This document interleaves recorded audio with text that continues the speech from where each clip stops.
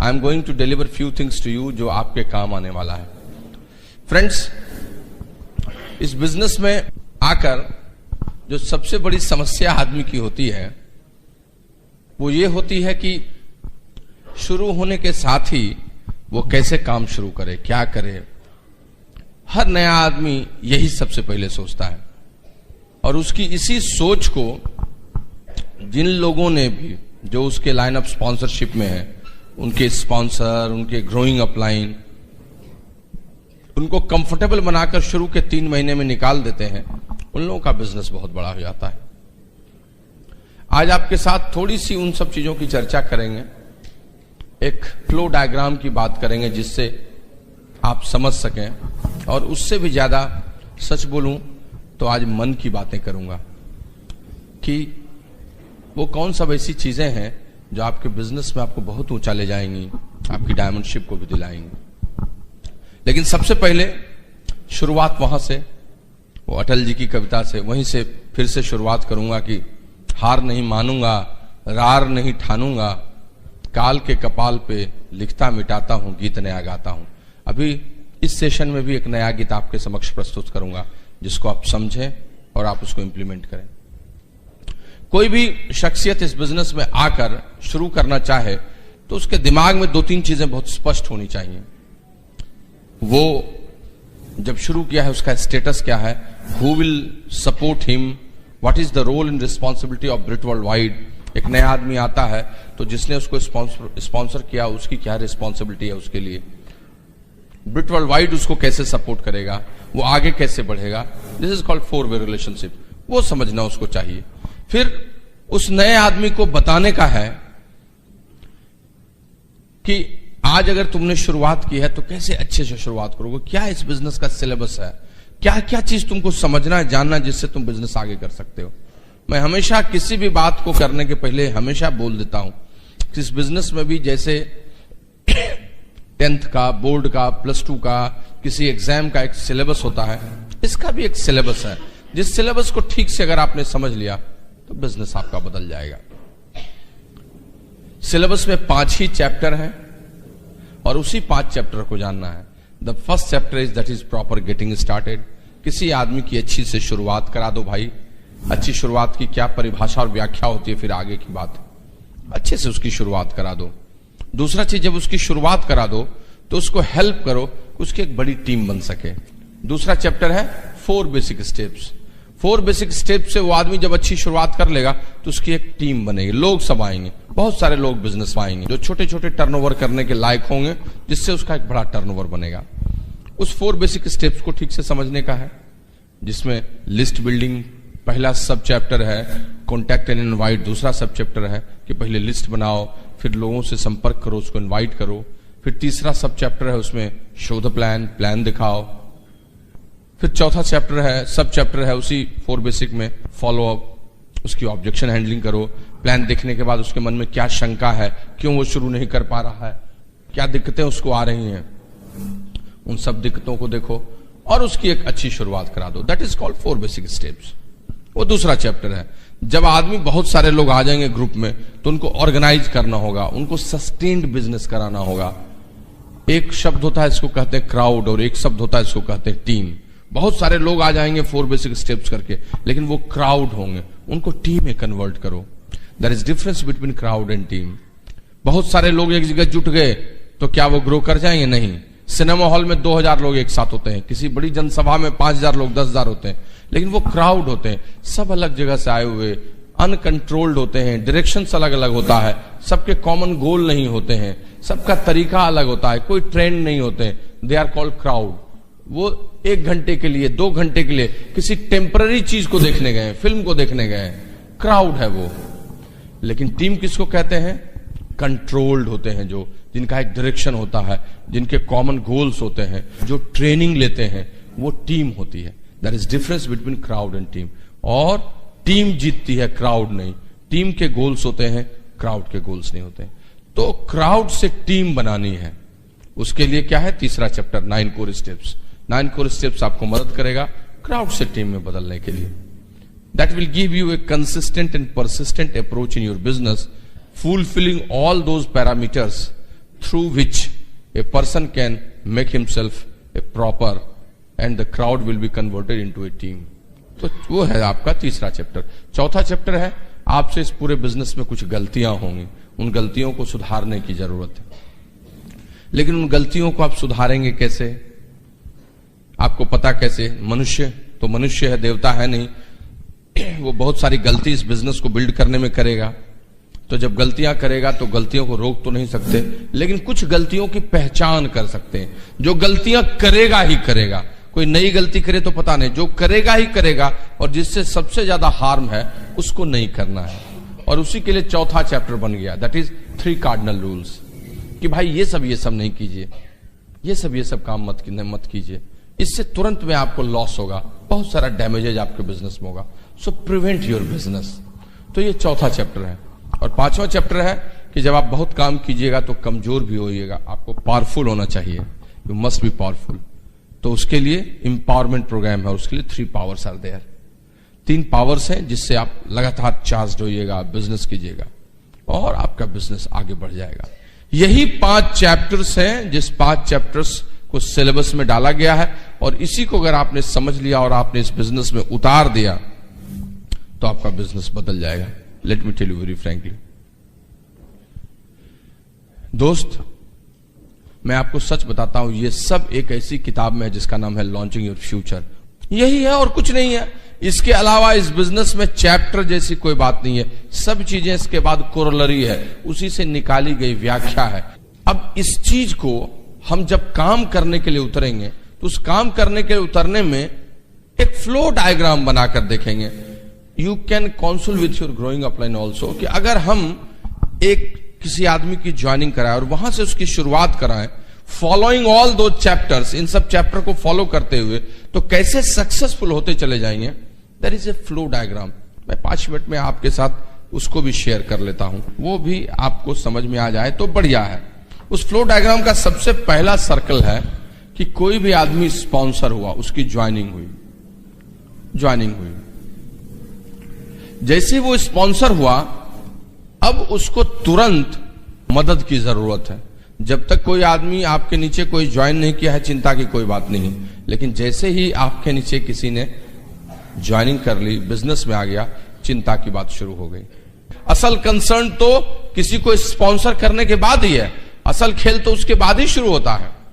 तो जैसे ही कोई आदमी स्पॉन्सर होता है, सबसे पहले आप उसकी एक बढ़िया शुरुआत कराइए। उसको कहते हैं प्रॉपर गेटिंग स्टार्टेड। उसको कहते हैं प्रॉपर गेटिंग स्टार्टेड। किसी भी आदमी की अच्छी शुरुआत कराइए। अब इस अच्छी शुरुआत के बारे में बढ़िया से लिखा हुआ है, मैं डिटेल में जा नहीं सकता, लेकिन भागते हुए ही सही मैं कुछ बिंदु बता देता हूं। 5 ऐसी चीजें हैं जिनको अगर आपने डाला तो उसकी अच्छी शुरुआत हो जाएगी। There are 5 bullet points.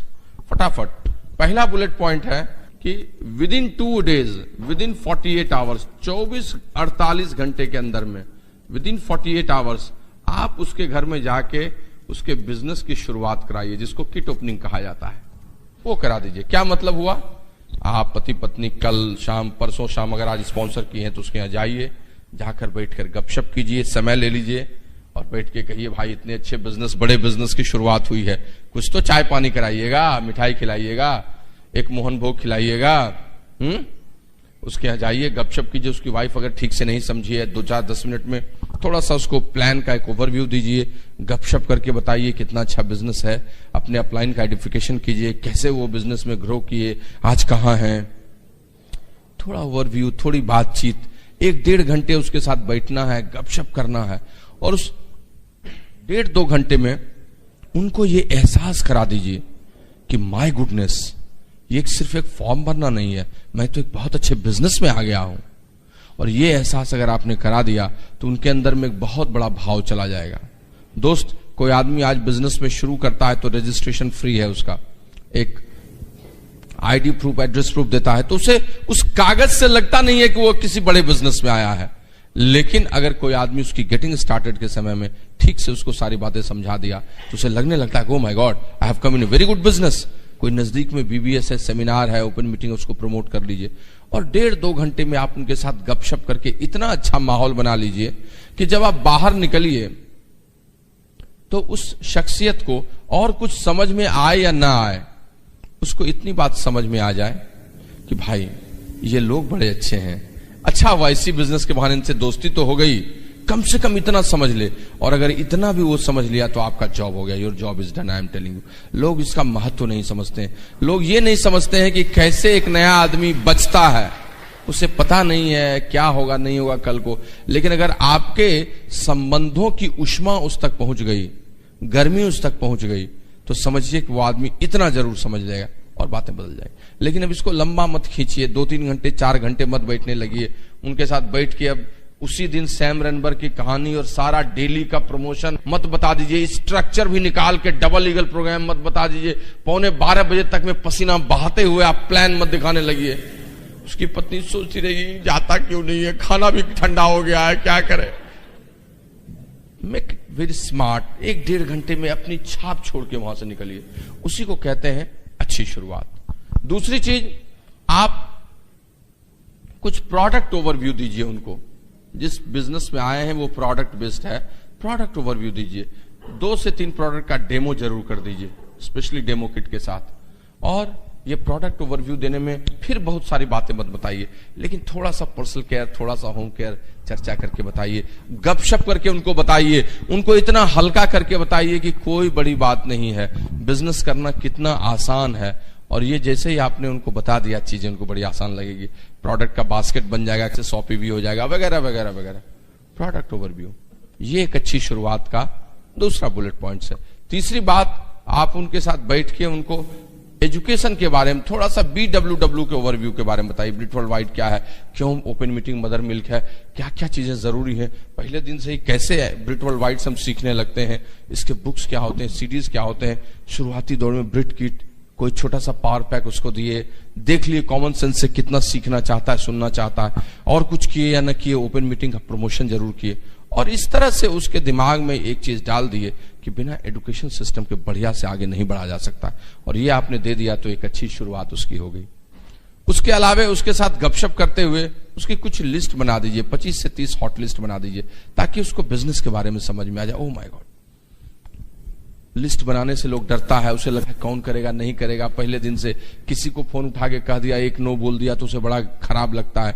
उसको हंसते खेलते सामने में 5 दोस्त का नाम, 5 रिश्तेदार का नाम, उसके पड़ोसी का नाम, 20-25 नाम उसके सामने लिख दीजिएगा ना, उसको लगेगा अरे इतना हल्का है, उसको दिखेगा इसमें से 2-3 आदमी तो ऐसे भी ज्वाइन कर लेगा। और जैसे उसके मन में ये बात आएगी उसका कॉन्फिडेंस बहुत बढ़ जाएगा, उसको लगेगा बिजनेस हल्का है। दोस्त, सामने में लिखी हुई चीजों को देखकर जब उसको अच्छा लगेगा ना, मेरा यकीन मानिए वो बिजनेस में टिकने के लिए सोचने लगेगा, लगातार चलने के लिए सोचने लगेगा। And that's very important to jot down at least 25 to 30 list there. और 5वीं बात, उसके साथ मिलकर कम से कम 3 to 4 स्पॉन्सरिंग, उसकी 3 से 4 स्पॉन्सरिंग निकालने में मदद कीजिए इन डिफरेंट लेग्स। दोस्त, कोई आदमी आता है बिजनेस में ना, तो उसको हमेशा लगता है एक आदमी मेरे नीचे भी स्पॉन्सर हो जाए। हर आदमी सोचता है कि उसकी शुरुआत हो जाए, और अगर उसके नीचे 2-3 आदमी आपने बिजनेस में उसकी लिस्ट से ही उसको हेल्प करके डाल दिया ना, आई एम टेलिंग यू, वो उछलने लगेगा और बिजनेस में तो दौड़ने लगेगा। लेकिन अगर आप छोड़ देंगे, तुम जाओ 2-4 फॉर्म भरा लो, किसी को फोन करो, बेचारा किसी को कुछ बोलेगा, नो बोल देगा, उसे लगेगा कहां आ गए, किस तरह से फंस गए, और वो अकेला महसूस करेगा, और पता चला 2-4 दिन में ही सुस्त हो जाएगा। But if you will help him to sponsor few people with him, I am telling you, he will stay in this business. My goodness, I have also my own business. Now this is going on. ये बढ़ रहा है। ये समझदारी की बात है। यही 5 बिंदु जैसे ही आपने किसी के साथ किया, यकीन मानिए उसका बिजनेस चल निकलता है और चीजें बदलने लगती हैं, और उसकी एक अच्छी और सच्ची शुरुआत हो जाती है। And well begun is half done. किसी ने अच्छे से शुरुआत कर दी तो उसकी अच्छी शुरुआत हो गई। जैसे ही कोई आदमी ठीक से शुरुआत कर दिया, आगे बढ़ने लगा, उसके बाद उस आदमी को अगले फ्लो डायग्राम में घुसाने की कोशिश कीजिए, and that is called core. उसे कोर बनाइए, CORE, कोर। कोर किसको कहते हैं, कोर कैसे समझे, देसी भाषा में समझिए।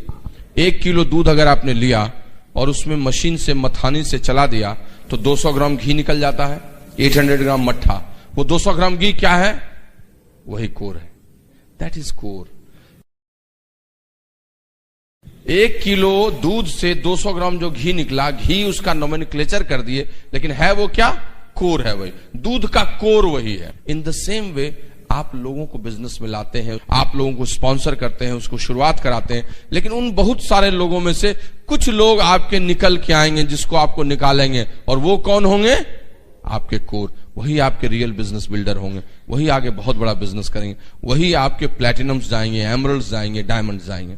तो कोर को, डार्क सर्किल को निकालने की शुरुआत हो जानी चाहिए। कोर कैसे समझेंगे? कोई हुआ, किसको कहते हैं कोर? अब this is in another chapter, but in short term I am saying again few bullet points, जिससे आप समझ लीजिएगा कि वो कोर है, या इन चीजों को करे तो वो कोर बन सकता है। कोर की परिभाषा में पहली चीज है कि उसको जरूर प्लान खुद से दिखाना आना चाहिए। He must be STP shore. उसको प्लान खुद से दिखाना चाहिए, ये नहीं कि उसका अपलाइन उसके लिए जिंदगी भर प्लान दिखा रहा है, वो कभी कोर नहीं बन जाएगा। बहुत लोग 10 दिन में प्लान दिखाना सीखते हैं, 20 दिन में सीखते हैं, 1 महीने में, लेकिन 1 महीने से ज्यादा ले रहे हैं तो दिक्कत है। जो प्लान दिखा रहा है वो कोर है। दूसरी चीज 100 पीवी पर मंथ। जो लोग 100 पीवी पर मंथ कर रहे हैं, इसका मतलब वो कोर हो गए हैं। 100 पीवी करना बहुत बड़ी चीज नहीं है, इट्स वेरी सिंपल थिंग, लेकिन अगर वो भी नहीं कर रहे हैं तो वो मुख्य धारा में नहीं आए हैं। और दोस्त 100 पीवी करना कोई बहुत बड़ी अचरज की बात, इट्स सो सिंपल थिंग। दोस्त how to do 300 PV, 100 PV, 500 PV, इसके लिए product training, general knowledge, brochures, आपके अपलाइन समझना, डेमो, इन सब चीजों को लोग लेते हैं, उसको देखते हैं। लेकिन यकीन मानिए 100 पीवी करने के लिए इन सब चीजों को न भी करें तो भी हो जाए, अगर कोई आदमी कोर होता है तो, पैशनेट होता है इस बिजनेस के लिए। दोस्त, जो आदमी 100% प्रोडक्ट यूज करेगा घर में, जो प्रोडक्ट को रिप्लेस कर देगा, कितना भी कुछ हो, 40-50 पीवी तो उसके घर में महीने का खर्च हो जाएगा।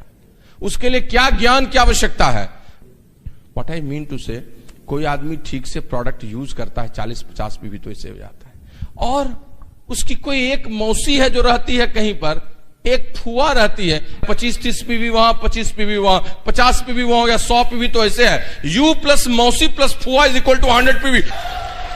उसके लिए कितने ज्ञान की जरूरत है? उसके लिए कोर होने की जरूरत है, उसके लिए कोर होने की जरूरत है। और आप अगर कोर हैं तो चीजें ऐसे ही बदल जाती है। ट्राई टू अंडरस्टैंड, ये सब छोटी बातें हैं लेकिन बहुत मायने रखती हैं। कोर बनने का मतलब है if is doing 100 PV per month, वो बिजनेस के लिए पैशनेट है, वो आगे बढ़ना चाह रहा है। तीसरी चीज, वो फंक्शन मीटिंग्स में आता है, तो फंक्शंस मीटिंग्स में, ओपन मीटिंग बीबीएस में जो आ रहा है वो कोर है। चौथा बुलेट पॉइंट्स जिसको हम कहेंगे स्टैंडिंग ऑर्डर प्रोग्राम पर, जो स्टैंडिंग ऑर्डर पर है, हर महीने 2 सीडी जो सब्सक्रिप्शन कर रहा है, वही कोर है, वही आगे बढ़ना चाहता है, वो सुनना चाहता है, वो एक सोच, एक दृष्टि, एक फोरम, एक प्लेट्यू पर है। पूरा भारतवर्ष जिस तरह से स्टैंडिंग ऑर्डर में एक प्लेट्यू पर है, उसी तरह से वो भी उसी प्लेट्यू पर आ गया, और इसलिए वो कोर है, वो आगे बढ़ेगा। That is 4th bullet points. And 5th is, that is communication with upline. Upline के साथ जो बात रोज कर रहा है, रोज अपने आप को करेक्ट कर रहा है, जो कम्युनिकेट कर रहा है, उनके साथ काउंसिल कर रहा है, वही आदमी कोर है। सो कोर की परिभाषा यही है कि जो एसटीपी शो करता है, 100 पीवी पर मंथ करता है, जो फंक्शंस में आ रहा है, जो स्टैंडिंग ऑर्डर पर है, और जो अपलाइन से बातचीत करता है रोज, वो कोर है। और कोर बनते ही उसका बिजनेस दौड़ने लगता है, बदल जाता है, चीजें बदल जाती हैं, सारी चीजें अलग हो जाती हैं। जैसे ही कोर आप गए, उसके बाद आगे एडवांस्ड प्रोग्राम, और उस प्रोग्राम में अब आपकी तैयारी हो रही है आगे जाने की, that is called Eagle programme, जो हमारे ब्रिटोल वाइड ने चलाया है कि भाई ईगल बनो। कोर बन गए हो, अब ईगल बनो। ईगल क्या है? पंछी, बाज, चौड़ा, बहुत चौड़ा पंख, बहुत ऊंची उड़ान, बहुत मजबूत। किसी का भी बिजनेस अगर ईगल जैसा हो जाए तो बड़ा ही प्रॉफिटेबल हो जाता है, मजबूत होता है, उसका स्ट्रक्चर अच्छा होता है, जल्दी से वो पिंस ब्रेक करता है। So eagle program is very important. और जैसे ही कोई आदमी ईगल जाता है, आई एम टेलिंग यू, उसकी प्लैटिनम क्वालिफिकेशन यहीं से शुरू हो जाती है। इसके बाद से वो फटाफट नीचे ब्रेक करता है और प्लैटिनम शिप कर डालता है।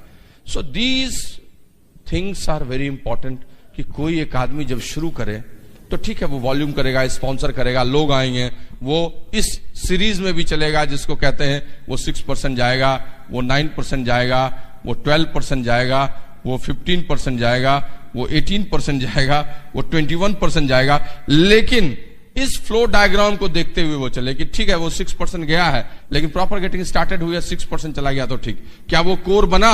9% के पहले ही कोर बन जाना चाहिए। क्या वो ईगल बना? अगर वो 12% गया, 15% तक वो ईगल चला जाए, और जैसे वो ईगल जाएगा नीचे 21% का फ्लो यहां से भी और यहां से भी अपने आप हो जाएगा। सो यही समझने की जरूरत है इस बिजनेस में कि कोई आदमी आज शुरू करता है तो उसका एक फ्लो डायग्राम क्या होता है, कैसे वो शुरू करता है। हमेशा किसी को स्पॉन्सर कीजिए, उसकी प्रॉपर गेटिंग स्टार्टेड कराइए, इस बीच में वो 6% चला जाए बहुत बढ़िया, 500 पीवी हो जाए बहुत बढ़िया, कोर बनाइए। उसके बाद वो जरूर 100 पीवी पर मंथ कर रहा हो, वो स्टैंडिंग ऑर्डर पर हो, वो खुद से प्लान दिखाता हो, वो मीटिंग्स में आता हो। कोर बनते बनते वो 9% चला जाए बहुत अच्छा, 1000 पीवी के पहले ही कोर बन जाए, 6% लेकिन 9% तक कोर बन जाए, और उसके बाद वो आगे बढ़कर 12% 15% जाए, लेकिन ईगल जरूर बने।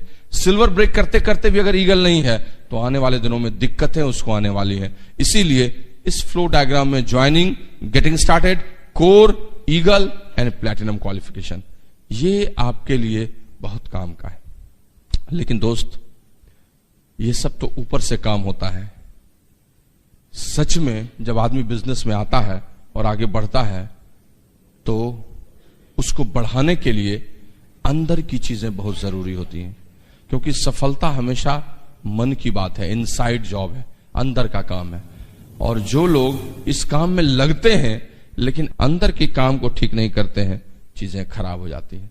लोग आगे बढ़ते हैं, 15% भी जाते हैं, कभी स्टकअप हो जाते हैं, 12% जाकर कभी स्टकअप हो जाते हैं, कुछ लोग तो बड़े पिन पर भी स्टकअप होते हैं, और तब वो परिस्थिति को कोसने लगते हैं, अपलाइन को कोसने लगते हैं, बहुत सारी बातें कहने लगते हैं, और उनको लगता है कि बिजनेस तो मैंने किया लेकिन आगे चल क्यों नहीं रहा है, चीजें बदल क्यों नहीं रही हैं, हो क्यों नहीं रहा है जैसा मैं सोच रहा था। लेकिन सच दोस्त, ये बात होती है कि हम लोग यह नहीं समझ पाते हैं कि हम जितना बड़ा विशाल बिजनेस बाहर से करना चाह रहे हैं, क्या हम अंदर से खुद से अपने आप को तैयार किए हैं। और एक स्तर के बाद नए लोग शुरुआती दौर में परिस्थिति को, बिजनेस अपॉर्चुनिटी के तरीके को, अपने चैलेंजेस को कोसने लगते हैं, जो नया आदमी आया है बिजनेस में, और पुराने लोग कोसने लगते हैं कि मेरे लेग में मोमेंटम नहीं रहा, उस लेग में मोमेंटम होता तो होता, अब क्या करें, नया कैसे बनाए। मेरे ग्रुप में लोग हैं लेकिन शार्प कपल्स नहीं है, वो आते तो मजा आता, मेरा लेग मूव नहीं कर रहा, मेरा डाउनलाइन काम नहीं कर रहा, और सब कुछ दूसरों पर डालने लगते हैं। दोस्त, मैं आपको बताता हूं, इस बिजनेस में जब भी ऐसी परिस्थिति आए, जब भी ऐसा आपको लगे, जब भी चीजें इस रूप में आए, हमेशा एक चीज को याद रखिएगा, success always originates from you.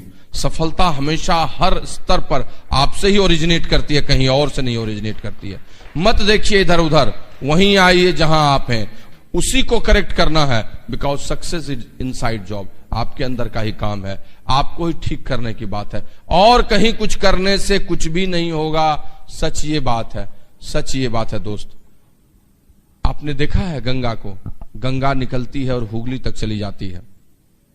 Ganga निकलती कहां से है? गंगोत्री से। अगर हुगली में मोमेंटम नहीं रहा, कहीं और मोमेंटम नहीं रहा, गंगा का पानी सूखने लगा, तो गंगोत्री में समस्या है। जिस दिन गंगोत्री बंद हो जाएगी, गंगा का पानी सूखने लगेगा।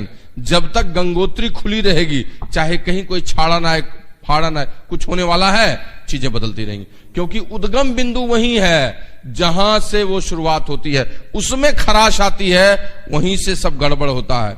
दोस्त, यमुना यमुनोत्री से निकलती है, यमुनोत्री उद्गम बिंदु है, वहीं से वो ओरिजिनेट करती है। कोई ज्वालामुखी कहां से ओरिजिनेट करता है? क्रेटर से। क्रेटर जब तक है, विस्फोट होता रहेगा। क्रेटर जिस दिन बंद होगा, उसी दिन विस्फोट बंद होगा। हम बाहर उसके गिरे हुए लावा को देखने लगते हैं, लावा से कुछ नहीं होने वाला है। क्रेटर में खराबी है, उसे ठीक करना होगा, हम कोसते हैं उसको। एक शख्सियत ने बहुत पहले कहा था कि मनुष्य की श्रेष्ठता उसके हाथों में है। प्रकृति और परिस्थिति तो मात्र उसके लिए एक संभावना बनाती है, एक पोटेंशियल को देती है जिससे वो आगे निकल सके, लेकिन कहानी हमेशा घूमकर उसी पर आती है, उस शख्सियत पर जिस शख्सियत को ये बिजनेस करना, वही अपने अंदर की चीजों को ठीक नहीं कर पाता है। एक लेवल के बाद वही वहां पर गड़बड़ाता है, इसीलिए उसके लेग में मोमेंटम नहीं होता है, इसीलिए वहां पर समस्या आती है। सब कुछ वहीं पर आती है जहां पर उसको दिक्कत होती है। एक आदमी ने कहा था कि हम फलाना ठिकाना सबको बात करने लगते हैं कि इसमें गड़बड़ी, उसमें गड़बड़ी, उसमें गड़बड़ी। एक बार एक इंसान एक रास्ते में जा रहा था, तो उसने कोयल को देखा, तो उसने कहा, एक कोयल, तुम कितना बढ़िया गाती हो, काश तुम काली न होती तो कितना अच्छा होता है। बस काली जो हो गई वो दिक्कत है। फिर वो थोड़ी देर आगे बढ़ा तो उसे समंदर मिला, तो उसने कहा, ए समंदर, ए सागर, तुम कितने बड़े हो, कितने विशाल, कितने गहरे हो, लेकिन काश तुम्हारा पानी खारा न होता तो कितना बढ़िया रहता। कुछ और दूर आगे बढ़ा तो उसे एक बगीचा मिला, बाग मिला, तो उसने गुलाब के फूल को देखा, तो उसने कहा, ए गुलाब, तुम कितने हसीन हो, कितने सुंदर हो, कितना अच्छा महकते हो, काश तुम्हारे साथ कांटे न होते तो कितना अच्छा होता। जब वो आदमी थोड़ा आगे बढ़ने लगा तो तीनों कोयल, समंदर और गुलाब के फूल मुड़कर उस आदमी को एक साथ बोले कि ए इंसान, तुम कितने अच्छे होते अगर तुम लोगों में कमियां न ढूंढते।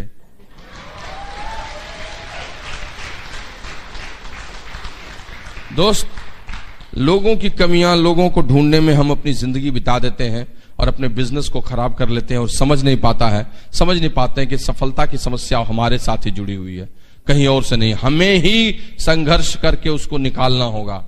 एक कवि ने लिखा था ना कि ख्वाहिशों से नहीं गिरते फूल झोली में, वक्त की शाख को हिलाना होगा। ख्वाहिशों से नहीं गिरते फूल झोली में, वक्त की शाख को हिलाना होगा। कुछ नहीं होगा अंधेरों को बुरा कहने से, अपने हिस्से का दिया खुद जलाना होगा, अपने हिस्से का दिया खुद जलाना होगा। You are the person who has built this business. The person who has gone 15%, it was because of this that you have sponsored him. आपने ही स्पॉन्सर किया था। आज वो ठीक से नहीं काम कर रहा है तो क्या दिक्कत है, फिर एक और को स्पॉन्सर कर दीजिए। अगले 3 महीने का कार्यक्रम बना दीजिए, 6% जाएगा, छोटा छोटा काम करके उसके नीचे 6% निकाल दीजिए, उसकी गेटिंग स्टार्टेड कर दीजिए, ऊपर वाले कोर बनाइए, 4 से 5 महीने में 12% की लेग हो जाएगी। चिंता किस बात की है? आप क्यों उस 15% की लेग को लेके रो रहे हैं, जिसको लेके आप एमरल्ड जाते और आज वो काम ही नहीं कर रही है? आपने ही सब कुछ किया था, आप ही फिर सब कर लेंगे, चिंता क्या है? 2 मित्र एक साथ जा रहे थे, बहुत अच्छे दोस्त थे। अचानक एक दिन दूसरा मित्र दौड़ता हुआ पहले के घर पर आया। वो कहा, दोस्त जानते हो, मेरे घर में आग लग गई, सब कुछ जल गया, केवल मैं बच के आया। तो पहले दोस्त ने कहा, तुम अगर बच ही गए तो जला क्या, बाकी तो फिर बना दोगे, बाकी तो फिर बना दोगे। तुम बच गए ना, जला क्या, जला तो कुछ नहीं। समझ की बात यही है दोस्त कि आपकी श्रेष्ठता आपके हाथों में है। आपने ही ऑर्गेनाइजेशन को बिल्ड किया है और आप चिंता कर रहे हैं सिर्फ इसलिए क्योंकि अंदर का जो इंटरनल जॉब है वो करना आपने छोड़ दिया, आपने अपने आप को ठीक करना छोड़ दिया है। इसीलिए सारी समस्याएं आपके साथ। आपको अपने अंदर कुछ गुणों को लाना है जिससे आपका बिजनेस बड़ा होता है। आप एक्शंस कुछ कर रहे हैं, ग्रुप के एक्शंस पर बेस्ड है, आप अपना एक्शन कीजिए, आप अपना पर्सनल एक्शन बढ़ा दीजिए और उसके साथ इंटरनली ग्रो कीजिए। देखिए कि आप में कुछ आदतें जो पहले थी क्या वो खराब हो गई हैं या वो नहीं है। देखिए कि आपके अंदर में बहुत सारी ऐसी बातें हैं जिनके चलते आपका बिजनेस बड़ा होता है, क्या वो ठीक है? उन चीजों जिनके चलते आपका बिजनेस बड़ा हो सकता है, जिसके चलते खराश आती है, जहां रुक जाता है बिजनेस, जो बिजनेस में आपकी सक्सेस का इनसाइड जॉब है, उसमें से एक चीज है फेथ, विश्वास। और वो बहुत महत्वपूर्ण है। बहुत बार अपने विश्वास को ही लोग खो देते हैं। शुरुआती दौर में नए लोगों को तो विश्वास ही नहीं होता है, इसलिए समस्या आती है उनके पास। पता नहीं 2 आदमी स्पॉन्सर नहीं हुआ, चलेगा कि नहीं चलेगा। इन्फॉर्मेशन भी बिजनेस का बहुत नहीं रहता है, बहुत सारी मीटिंग्स देखे नहीं रहते हैं, सीडी भी नहीं सुन पाए रहते हैं। 2-4-10 दिन में उनका कलेजा कबूतर का कलेजा बन जाता है, डरने लगते हैं और बिजनेस से निकलने को आतुर आते हैं। कारण क्या होता है? विश्वास। दोस्त, इस बिजनेस में प्रारंभिक दौर से लेकर डायमंडशिप तक जाने के लिए हर लेवल पर विश्वास चाहिए और विश्वास के कई रूप होते हैं। अलग अलग लेवल पर अलग अलग किस्म का फेथ होता है। वो फेथ में एडहेयर करना, उस विश्वास को आपके साथ रहना चाहिए। अगर वो नहीं रहा तो गड़बड़ हो जाएगा। शुरुआती दौर में सेल्फ बिलीफ चाहिए, आत्मविश्वास चाहिए कि नहीं होगा, हम कर सकते हैं, हम आगे बढ़ सकते हैं। और उसके लिए बहुत जरूरी है कि ज्ञान मिले, आपको इंफॉर्मेशंस मिले। शुरुआती दौर में 10-20 स्पॉन्सरिंग कर दिए, प्लान दिखा रहे हैं, काम कर रहे हैं, वहां रह रहे हैं, लेकिन ना अपलाइन से संपर्क है, ना सीडी सुना, ना ओपन मीटिंग में आया। उस ज्ञान से विश्वास बदलता है, वो हुआ ही नहीं। तो किसी ने कुछ कह दिया, उस पर वही आधारित बात सुन लिए। कोई कुछ कह देगा, हम ऐसे सुन लिए। किसी ने कह दिया मुझको कि उड़ीसा की राजधानी संबलपुर है, तो मैं मान लूंगा क्या? आई नो दैट उड़ीसा की राजधानी भुवनेश्वर है, लेकिन अगर मैं नहीं जानता रहूंगा तो शायद किसी की बात मैं मान सकता हूं। ज्ञान की कमी है, इसीलिए विश्वास नहीं बना। द सेम वे इस बिजनेस का इंफॉर्मेशन लोग नहीं लेते हैं। प्रोडक्ट्स की ट्रेनिंग, ओपन मीटिंग में आना, कैसे लिस्ट बनती है, खुद से प्लान दिखा देना, प्लान दिखाने का क्या रूप होता है, ये शुरुआती दौर में विश्वास को बनाता है और इस चीज के कारण बहुत सारे लोग आउट हो जाते हैं। कुछ लोग तो 4 बेसिक्स स्पॉन्सरिंग प्रोडक्ट यूज तक भी करते हैं, कुछ ऑर्गेनाइजेशंस भी बन जाती है, लेकिन उसके बाद भी गड़बड़ हो जाता है क्योंकि उसके बाद के लेवल का जो विश्वास है वो विश्वास उनके साथ नहीं रहता। तो this faith is very important, जो आपको बनाना होगा। कुछ लोग शुरुआती दौर में विश्वास करते हैं। देखते हैं, आपने सुनी है वो कहानी ने कि एक गांव में साधु था, उस साधु ने कहा कि 10वें दिन इस गांव में बारिश जरूर होगी, चिंता मत करो। जिस दिन खूब बारिश होगी एकदम, और 10वें दिन सब लोग गांव से निकलकर अपने चौपाल पर आए कि बारिश जरूर होगी, इसके लिए बारिश देखने। लेकिन जितने लोग आए वो सब ऐसे ही आए, सिर्फ एक आदमी था जिसके हाथ में छाता था, वो छाता लेके आया था। क्यों? क्योंकि बारिश होगी तो बचेंगे कैसे। बाकी लोगों के मन में अभी भी शक था कि बारिश होगी कि नहीं होगी, that was lack of faith. लेकिन उसके मन में विश्वास था कि बारिश होगी, इसलिए छाता लेके आया था कि बचना है, बारिश से कैसे बचेंगे। ट्राई टू अंडरस्टैंड, छोटी छोटी बातें होती हैं लेकिन हम फेथ ही नहीं कर पाते। 9% तुम जाओगे, गोल बनाया, विश्वास ही नहीं हो रहा है डाउनलाइन पर, ऐसे ही गोल बना दिया, दिखने के लिए है, देखेंगे, जाना तो नहीं ही है। पहले दिन ये सोच लेते हैं और चीजें उनके साथ नहीं होती, आत्मविश्वास की कमी होती है। बड़े लेवल पे भी लोगों के मन में डाउट्स होती है। प्लैटिनम हो गए, फाउंडर्स प्लैटिनम हो गए, 1 साल हो गया, अभी तक आगे नहीं गए, अब उनको लगने लगता है कि पता नहीं शायद ऐसा ही चलेगा। 2 आदमी तो निकल गया जो था, अब नया स्पॉन्सरिंग करेंगे तो क्या वो लेग प्लैटिनम जाएगी। और इस विश्वास की कमी के कारण भी उनके बिजनेस में बहुत दिक्कत होती है। सो आपको इस विश्वास को बनाना होगा हर स्तर पर, यात्रा के दौरान हर स्तर पर आपको अपने इस विश्वास को बना के चलना होगा। दूसरी एक चीज होती है जो सेल्फ डिसिप्लिन होती है, इसकी भी कमी होती है। आपका जो मैनेजमेंट है वो मैनेजमेंट हर लेवल पर अलग अलग होना चाहिए। 9% तक आपको कुछ नहीं, हंसते खेलते भी चलिएगा तो बिजनेस होगा। 12% पर जाकर, 15% पर जाकर थोड़ा सा आपको टाइम मैनेजमेंट चाहिए। ग्रुप में लेग्स ज्यादा हो गए, लोग बढ़ गए, एसटीपी श्योर कम है, आपको कैसे होम मीटिंग लेनी है, ओपन मीटिंग में कितना प्रमोट करना, that you have to understand, वो है सेल्फ मैनेजमेंट।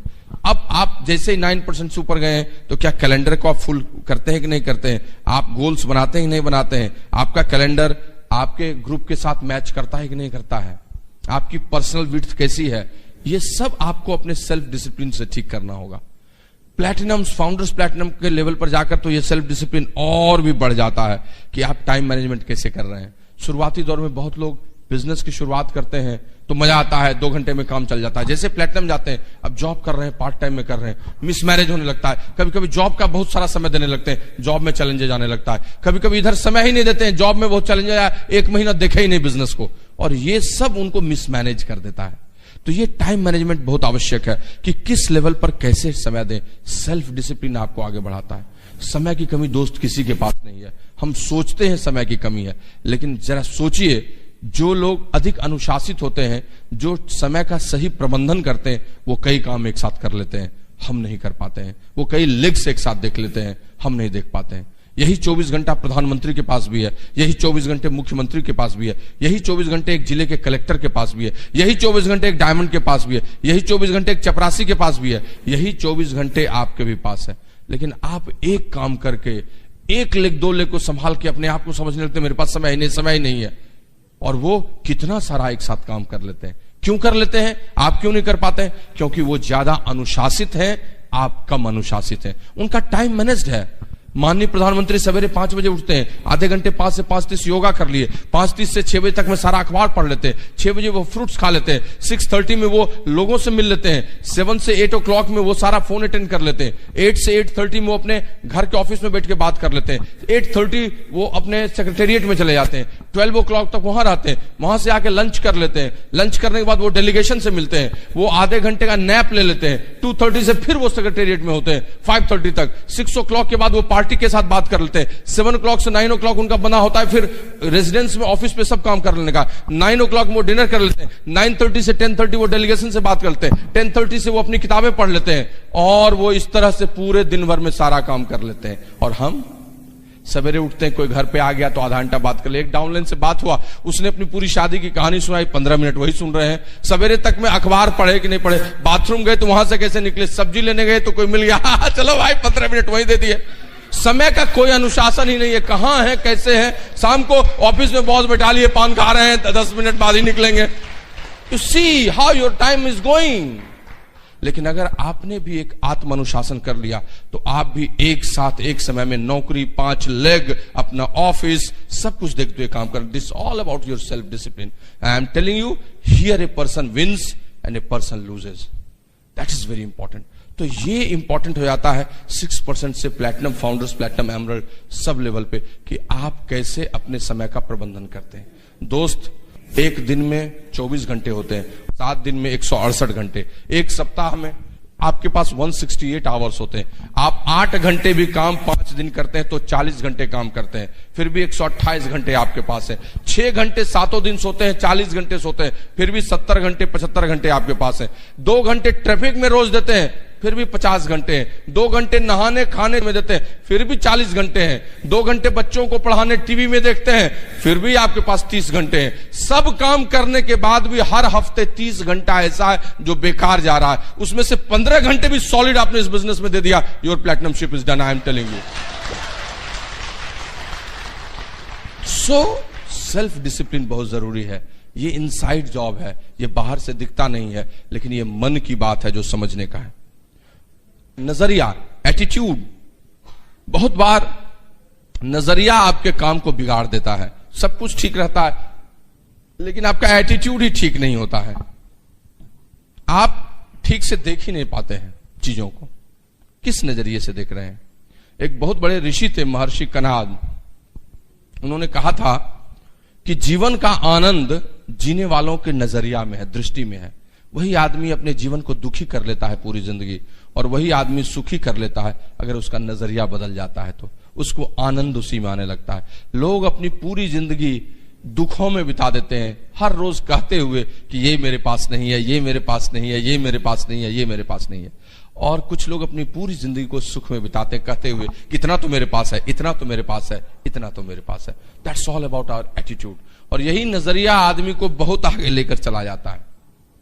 एक शख्सियत पैदल जा रहा था, एक मंदिर बन रहा था। आपका तो मंदिरों का शहर है। I have travelled through Jagannathpuri मंदिर, उसके बगल में देवताओं को देखा। आई मीन भगवान जगन्नाथ जी को जो बैठे हुए थे, भगवान बलराम जी, बलभद्र जी को, उनकी माता सुभद्रा जी को, क्या स्थापत्य कला है। कोणार्क मंदिर को देखा। सलाम करता हूं नरसिंह देव वर्मन को जिसने ऐसी स्थापत्य कला को दिया, उस चक्र को मैं बता नहीं सकता आपको। लिंगराज मंदिर देखा मैंने भुवनेश्वर का, क्या बना हुआ है। हाउ दैट, आई मीन आनंद केसरी, गजकेसरी ने उसको बनवाया था। 8th 9th AD में बना हुआ यह मंदिर। ये सब स्थापत्य कला का नमूना, कितना सुंदर मंदिर है। ऐसे ही एक मंदिर बन रहा था और एक शख्सियत उधर से जा रहा था। उस मंदिर को बनाने में 3 आदमी लगे हुए थे, मजदूर सब पत्थर वत्थर तोड़ रहे थे। तो उस आदमी ने पहले एक श्रमिक से, मजदूर से पूछा, भाई क्या कर रहे हो? तो उसने कहा, देख नहीं रहे हो पत्थर तोड़ रहे हैं। आगे बढ़ गया, थोड़ा दूसरा मजदूर था, उससे पूछा, भाई तुम क्या कर रहे हो? उसने कहा, आप देख नहीं रहे हैं सर, आजीविका कमा रहे हैं, दाल रोटी के लिए काम कर रहे हैं, दाल रोटी के लिए काम कर रहे हैं। वो थोड़ा और आगे बढ़ा, तीसरा मजदूर था, उससे पूछा, भाई तुम क्या कर रहे हो? वो पहले तो सुना ही उसकी बात नहीं, वो गीत गा रहा था अपना, एकदम है ना, पूरा गीत गा रहा था, श्री कृष्ण गोविंद हरे मुरारी हे नाथ नारायण वासुदेवाय, गा रहा है अपना। 2-3 मिनट उसको जब जोर से बोला, भाई मैं पूछ रहा हूं क्या कर रहे हो, मगन था वो, तब घुमा उसके तरफ और कहा, देखने रहे भाई साहब, मंदिर बना रहे हैं, मंदिर, कितने पुनीत कार्य में लगे हुए। तीनों एक ही काम कर रहे थे, पत्थर तोड़ रहे थे, लेकिन एक ने कहा पत्थर तोड़ रहे हैं, एक ने कहा दाल रोटी के लिए काम कर रहे हैं, और एक ने कहा मंदिर बना रहे हैं। एक अपलाइन के 3 डाउनलाइन थे, तीनों के नीचे में एक ज्वाइनिंग हुई। तो उस अपलाइन ने पहले डाउनलाइन से पूछा, भाई शाम को निकला वो उस अपने नई ज्वाइनिंग के घर, तो अपलाइन ने पूछा डाउनलाइन से, भाई कहां जा रहे हो?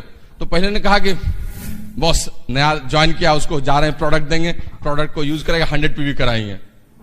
ठीक है भाई। दूसरे डाउनलाइन से फिर अपलाइन ने पूछा, भाई तुम कहां जा रहे हो? कहा बॉस एक नया आदमी ज्वाइन किया है, 6% उसको ले जाएंगे, इस महीने उसको 300 PV ले जाएंगे, उसकी गेटिंग स्टार्टेड कराएंगे। फिर उस अपलाइन ने तीसरे डाउनलाइन से पूछा, भाई तुम कहां जा रहे हो? कहा बॉस क्या बोले आपको, मजा आ गया, एक शार्प कपल ग्रुप में आया, उसको प्लैटिनम क्वालिफिकेशन कराना है 1 साल में, उसके साथ रिलेशनशिप बनाने जा रहा हूं, and that I will do.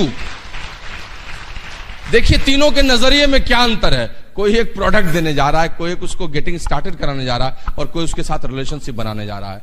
यही आदमी अपने बिजनेस में अंदर कर, सर उसका बिजनेस बहुत चलता है, मेरा बिजनेस नहीं चलता है। वो रिलेशन बनाता है, तुम प्रोडक्ट देते हो, क्या चलेगा? देखो, तुम प्रोडक्ट डिलीवर करते हो, वो रिलेशनशिप बनाने जाता है। प्रोडक्ट तो उसका पार्ट है, तो कैसे नहीं आगे बढ़ेगा?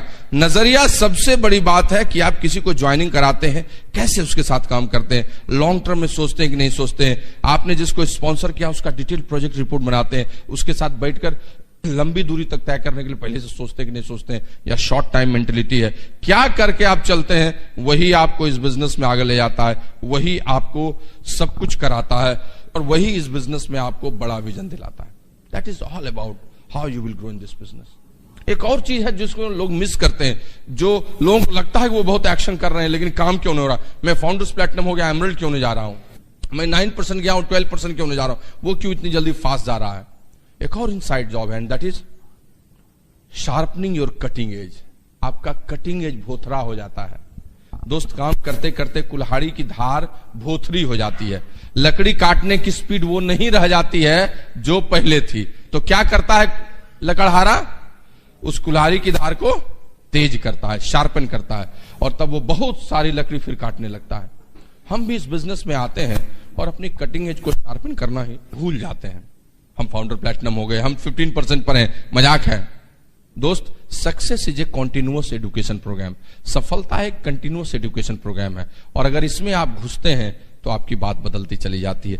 जो रोज रोज सीखता है, जो रोज रोज छोटी छोटी चीजें करता है, वो बहुत बढ़िया करता है, वो बहुत आगे जाता है।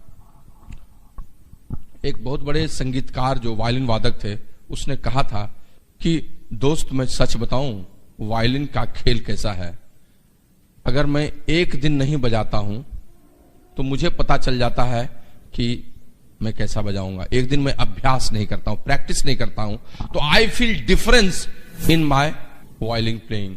वायलिन कल मैं कैसा प्ले किया और आज कैसा प्ले किया, यह डिफरेंस मुझे पता चल जाता है।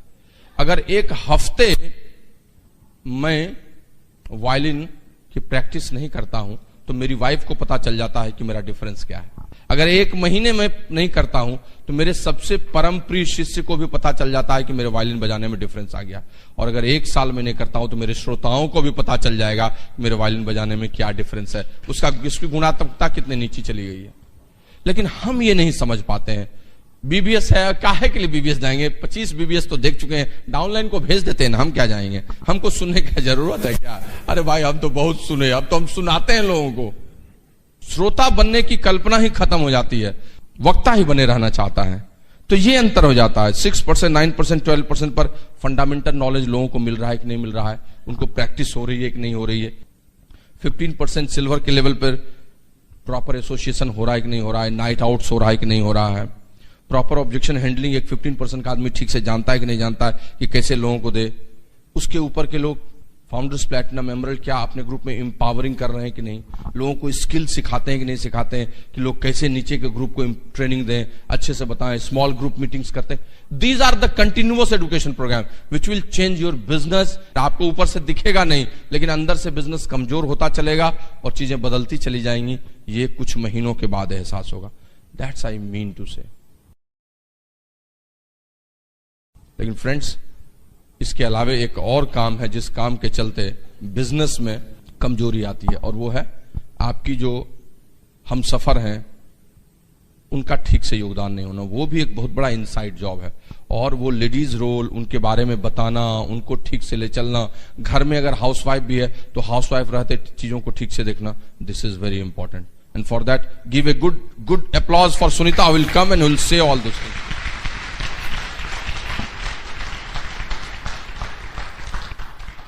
Thank you Priyamvat. सब सीरियस हो गए बिजनेस, क्योंकि मुझे अभी प्रियमवत जी बात कर रहे थे तो मैं भी अपने 13-14 साल का लेखा जोखा मन ही मन सोच रही थी।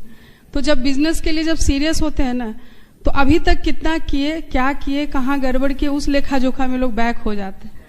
ये अच्छी बात है बिजनेस के ग्रोथ के लिए। चलिए, मैं थोड़ा सा बात करूंगी, इनफैक्ट कॉमन बात ही करूंगी, बट कुछ लेडीज के पॉइंट से ज्यादा बात करूंगी। विंग ए लेडी मैंने कैसे इस बिजनेस को सपोर्ट किया, और मैं वही बोलूंगी जो मेरा एक्सपीरियंस है, क्योंकि किताब की बातें किताब में लिखी हुई है। तो मैं जब बिजनेस में आई, मैंने पहले भी बताया था कि धीरे धीरे मैं इस बिजनेस में सीरियस हुई। और बिजनेस को बिल्ड करना शुरू किया। ऐसी बात नहीं है कि चैलेंजेस मेरे साथ नहीं थे, ऐसी बात नहीं कि डेमो मुझे नहीं सीखना पड़ा। मैं भी उसी प्रोसेस से यहाँ तक आई हूँ जिसके लिए आपको बोला जाता है, जिसके लिए आप प्रयास कर रहे हैं। मेरे साथ भी वही चैलेंजेस था। हम लोग जिस समय बिजनेस में आए इतनी सर्विसेज नहीं थी, कॉम्प्लिकेटेड था, बट उस समय वही अच्छा लगता था। जो सुविधा थी उसी में हमने फाइट करके बिजनेस को बिल्ड किया। आज उस हिसाब से सोचेंगे तो बहुत सुविधाएं हैं। ठीक है, ये मीटिंग सेमिनार्स उस समय भी थे, इसको हम लोगों ने बहुत ही रिलीजियसली फॉलो किया, मीटिंग को बहुत प्रमोट किया, लेडीज को भी मीटिंग में लाने की कोशिश की। मैं तो ऐसे प्रमोट करती थी और सच में मुझे भी फीलिंग होता था कि मैं हाउस वाइफ हूँ, बट एक कॉलेज लाइफ की शुरुआत जैसे होती है, कॉलेज छूटे हुए बहुत दिन हो गए थे, तो ये बिजनेस में मुझे वही फीलिंग आने लगा। फिर से एक टाइम में तैयार होके जाते हैं, वहाँ फ्रेंड सर्किल बनाते हैं, सब लेडीज के साथ मिलते हैं, और शुरुआत में कुछ फ्रेंड्स भी आते हैं, लाइक माइंडेड लोगों को लेके हम इस बिजनेस में आते हैं, तो वो बड़े पक्के हो जाते हैं, जो आज तक भी मेरे बिजनेस में साथ है, बड़े बड़े लेवल पे। तो उनके साथ बड़ा अच्छा लगता था कि निकल के मिलेंगे वीक में एक दिन। तो मैंने इसको भारी नहीं बनाया, इसको हल्के रूप में ऐसे करके प्रमोट किया थी, बहुत अच्छा प्रमोशन हुआ, और वही डुप्लीकेशन अभी तक है। तो मेरे शहर में लेडीज का बहुत ज्यादा इन्वॉल्वमेंट है मीटिंग में। मैं यहाँ भी देख रही हूँ लेडीज के लिए, ऐसा नहीं कि वो उनके साथ वो घर का काम नहीं होगा, बट वो ये समझ रही कि यही इंपॉर्टेंस है, इसीलिए यहाँ पे आए, ये मीटिंग इंपॉर्टेंट। तो ये लोगों को समझाना होगा नए लेडीज को कि मीटिंग ही आपका, हम लाख बताएंगे बट आपका विजन बड़ा मीटिंग में जाके ही होगा। ये मुझे उन्हें मैसेज देना, इसके लिए हमें रेगुलर मीटिंग में आना होगा। पक्की बात, ये बिजनेस लीडर्स से चलता है, बट उन लीडर से नहीं जो इसके बाहर वाले लीडर हैं। वो कभी नहीं चाहेंगे कि मेरी तरह बराबर का कोई लीडर हो जाए, वो खुद लीडर बने रहने चाहते हैं और सब जिंदाबाद जिंदाबाद करे साथ में। बट यहाँ के लीडर्स की बात होती, हम लोगों की हमेशा चाहत होती है कि मेरे बराबर के लीडर मेरे ग्रुप में आ जाए, और हो तो मेरे से अच्छे लीडर हो जाएं, ताकि मेरा बर्डन थोड़ा कम हो और बड़ा ग्रोथ हो इस बिजनेस में। तो यहाँ सोच ज्यादा बड़ा है ना, हम अच्छे लीडर्स चाहते हैं अपने बिजनेस में, तो ये लीडर्स के थ्रू चलता है ये बिजनेस। और लीडर्स का क्या काम होता है, जो हम लोगों से करवाना चाहते हैं वो खुद करना होता है, चाहे उसके लिए हमें जो भी चैलेंजेस फेस करके करना हो। मुझे याद है, आज भी लेडीज जो पुरानी है मुझे याद दिलाती, अरे आप तो इस परिस्थिति में इस बिजनेस को बिल्ड की है, बट मुझे उस समय चैलेंज नहीं लगता था। मुझे इतना पता हो गया था कि अगर मैं सेकेंड बेबी कैरी कर रही थी, अगर मैं अभी से घर बैठ जाऊंगी तो हो सकता है कुछ लेडीज फर्स्ट डे से ही बैठ जाए घर पे। तो मैं लास्ट टाइम तक मीटिंग में गई, कष्ट मुझे भी होता था, बट मुझे लोगों को मैसेज देना था कि अगर आप कहीं जॉब करेंगे तो मिनिमम छुट्टी लेने की कोशिश करेंगे, क्योंकि वहां पे कटेगा। बट ये आपका बिजनेस है, इसमें भी मिनिमम छुट्टी लें तो आपका बिजनेस पे असर नहीं होगा। तो ये कब होगा, जब आप करना चाहेंगे, लोगों से करवाना चाहेंगे, तो वो काम खुद करना होगा। आपका बॉडी लैंग्वेज, आपका बोलने का स्टाइल, आपका ग्रूमिंग, ये सब आपको चेंज करना होगा। आप हमेशा फ्रेश दिखेंगी तभी लोग आपके सामने फ्रेश होके आएंगे। तो आप कैसे प्रेजेंट कर रहे हैं खुद को, ये बहुत इंपॉर्टेंट। देखिए, ये समझने की बात है कि ये बिजनेस हम लोगों के साथ करते हैं, किसी फैक्ट्री मशीन के साथ नहीं करते। तो हमेशा हमको लोगों को समझने की कला आनी चाहिए इस बिजनेस में। जो जितना जल्दी समझते हैं, इसको इम्प्रूव करते हैं, वो जल्दी लोगों के साथ घुल मिल के इस बिजनेस को एक ग्रुप बना के काम करना शुरू कर देते हैं। तो इसके लिए हम आज भी नई लेडीज आती हैं तो जस्ट लाइक अ फ्रेंड आपके लाइफ में आया, उसको एक्सेप्ट कीजिए। और ऐसा नहीं कि फर्स्ट डे से उनको हम किताबी रूप से पूरा बिजनेस बता दिए, बट उनको स्पेस दीजिए, उनके लाइफ में भी थोड़ा इंटरफेयर कीजिए, बट एक लिमिट तक उनको अपने लाइफ में खूब स्पेस दीजिए, तब बिजनेस की बात इनपुट कीजिए, बहुत अच्छे से समझेंगे। तो ये आपको समझना होगा। हम उनके घर जाते हैं, ये समझना होगा उनका फैमिली स्ट्रक्चर क्या है, उनके बच्चों का साइज क्या है, कौन कौन लोग घर में रहते हैं, ये बहुत इंपॉर्टेंट। और उस हिसाब से बिजनेस के रूटीन को सेट करें। ये बिजनेस तो इतना मजेदार है, ये बिजनेस कुछ भी ऐसा नहीं है जो अपने लाइफ में हम नहीं करते। ये बिजनेस में वही सब चीज है जो हम डेली करते हैं, बट अभी जैसे प्रेमवत बोले ना, डिसिप्लिन होने की जरूरत है। ये बिजनेस अगर हम सारा काम करके सेट करना चाहेंगे तो शायद कहीं जगह नहीं मिलेगा इस बिजनेस के लिए, बट इस बिजनेस को अगर हम सेंटर में रखते हैं तो मेरा जितना भी लाइफ स्टाइल का रूटीन है सब सेट हो जाता है। और ये जो लोग जो जितना जल्दी सेट करते हैं वो जल्दी समझते हैं इस बिजनेस को और आसानी से इस बिजनेस को बिल्ड करते हैं। क्यों एक लोग साथ साथ ज्वाइन करते हैं, ग्रुप में आते हैं, कुछ लोग एक कपल थोड़ा आगे बढ़ जाते हैं, एक वहीं स्टकअप रह जाते हैं। उनके माइंडसेट से, उनके बिहेवियर से, उनके वर्क ऑफ एथिक्स से ही वो ऐसा होता है। ये कॉमन सेंस का बिजनेस, ये समझने की बात है। कॉमन सेंस जितना पॉजिटिवली इस बिजनेस में लगाएंगे उतना इंप्रूव करेंगे इस बिजनेस को। ठीक है, हमें होमवर्क दिया गया, शुरू में हमें भी होमवर्क दिया जाता था, और इनफैक्ट हम लोग जब शुरू किए थे बिजनेस तो कोई अपलाइन नहीं थे बताने के लिए, ना लेडी ना जेंट्स, कोई नहीं थे हम लोगों के। हम प्रेमद खुद सर्च करते थे, समझते थे, खोजते थे। हम ही लोग मीटिंग शुरू करते थे, 2-4 आदमी से मीटिंग शुरू किए थे अपने शहर में, बट खुद पढ़ाई करते थे। और इतनी समझ थी लोगों को कैसे समझा जाए, लोगों को कैसे समझाया जाए, लोगों को कैसे मीटिंग में लाया जाए, कैसे ग्रुप में लाया जाए, कैसे थोड़ा फन किया जाए। और ठीक है, कुछ गलतियां भी होती होंगी सिस्टम के हिसाब से, बट ऐसे ही हम लोगों ने लोगों को जोड़ा। तो शुरुआत ही हम लोग की, हम लोग को तो कोई बताने वाला भी नहीं था कि क्या करना है। लेडी तो कोई थी ही नहीं। जैसे हम लोग के अपलाइन अनुराग जी हैं, उस समय अनमैरिड थे। अनुराग जी भी सिल्वर जब हम लोग बने तब प्रेमद जी हम लोग से परिचय हुआ उनका। आज पार्ट एंड पार्सल हम लोग हैं लाइफ में, उनकी फैमिली और मेरी फैमिली। बट उस समय कोई बताने वाले, बट अपने ही कॉमन सेंस से हम लोग सिल्वर तक गए, प्लैटिनम तक गए। ये समझ थी कि लोगों को दिल नहीं दुखाना चाहिए, लोगों को खराब नहीं बोलना चाहिए, लोगों से अच्छा रिलेशन करना चाहिए, लोगों से बॉन्डेड होना चाहिए, तभी हम उनको अपनी बात बता पाएंगे। रिलेशनशिप हमने भी बनाया, और ये मूल मंत्र है इस बिजनेस का, रिलेशनशिप। और उसमें मेन रोल लेडीज का, हम लेडीज का ही होता है रिलेशनशिप में। कुछ लेडीज को लगता है कि हस्बैंड, बिजनेस शब्द हस्बैंड का काम है, लेकिन ऐसा नहीं है। ये हस्बैंड वाइफ बिजनेस है। कुछ देखिए, हम 1-2-4 सेंटेंसेस बोलेंगे, वही क्वेश्चन है और वही आंसर है। थोड़ा शब्द का हेरफेर करेंगे, क्वेश्चन से आंसर बन जाएगा। जैसे कुछ लेडीज का क्वेश्चन होता है, बच्चों के कारण हम बिजनेस को नहीं कर पाते। उसमें एक ही शब्द, बच्चों के ही कारण इस बिजनेस को करना है, ही शब्द लगा दिए तो क्या उसका आंसर मिल गया ना। बच्चों के ही कारण हम बिजनेस को नहीं कर पाते हैं। मेन चैलेंजेस बच्चे आते हैं, बट बच्चों के ही कारण हमको इस बिजनेस को बिल्ड करना। अगर इसको हम रीजन बनाएंगे तो कर लेंगे ना। वो बच्चे कभी मेरे को चैलेंज नहीं दिखेंगे, उन्हें हम सेट करके कर लेंगे। शुरुआत में ऐसा नहीं कि मुझे घर का चैलेंज नहीं फेस करना पड़ा था। मुझे अभी भी याद है, मेरा लाइफ पहले भी बहुत सेटल्ड था और बहुत अच्छा लाइफ स्टाइल था मेरा। प्रेमद जी बहुत बड़े ऑफिसर थे और मैं उनकी वाइफ थी। सोसाइटी में एक बहुत अच्छा स्टेटस था मेरा, बहुत अच्छे लाइफ स्टाइल के साथ हम रहते थे, बहुत नौकर चाकर स्टाइल में हम रहते थे। ये बिजनेस आया तो बहुत उथल पुथल मेरे लाइफ में भी आया, बहुत चीज चेंज करना पड़ा मुझे भी अपने रूटीन को। दिन में जो हम आराम से रहते थे तो मुझे काम दे देते, प्रेमवत गाड़ी लेके किट ले आना, गाड़ी लेके उसके घर चले जाना, तो मुझे भी थोड़ा लगता था उल्टा पुल्टा।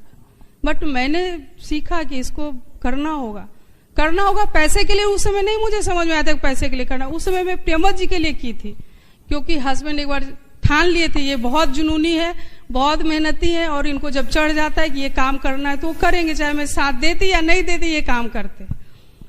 तो मैं इसलिए भी करने लगी। बट धीरे धीरे मुझे मन लगने लगा इस बिजनेस में, कुछ तो कारण हुआ बिजनेस में मुझे आगे बढ़ने का।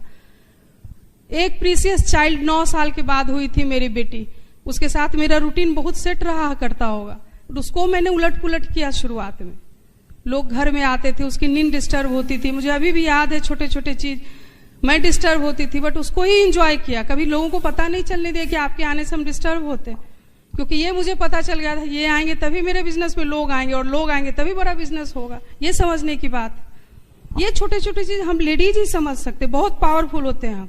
एक लास्ट में भी स्टोरी करके खत्म करेंगे, आप बहुत अच्छे से रिलेट करेंगे कि लेडीज कितनी पावरफुल होती। विजुअलाइज कीजिए बड़ा बिजनेस का, मैं पहले भी ये बात बोली थी। आज मेरे लाइफ में बेबी आता है, हर लेडीज के लाइफ में एक बेबी आता है, उसको हम विजुअलाइज करते हैं कि बहुत प्यारा बेबी मेरे घर आएगा, मेरे गोद में आएगा। इसके लिए हम 9 महीने का पेन कितने अच्छे से गुजारते हैं। तो आप विजुअलाइज कीजिए कि बड़ा बिजनेस डायमंड शिप मेरे पास आएगा, तो उसके प्रोसेस के पेन को तो हमको लेना होगा ना।